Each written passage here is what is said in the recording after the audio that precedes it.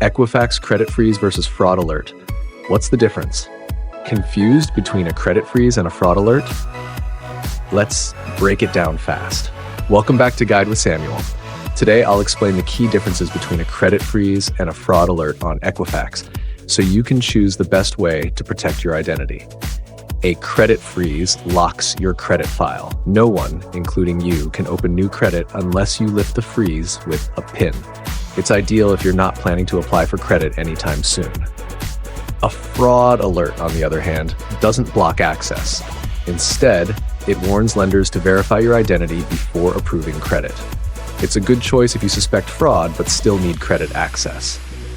You can place both for free through Equifax.com under the security freeze or fraud alert section. A fraud alert typically lasts till 1 year, while a credit freeze stays in place until you remove it. Quick tip, you can place alerts and freezes with just one bureau. Equifax will notify the others for fraud alerts. Still unsure what is right for you?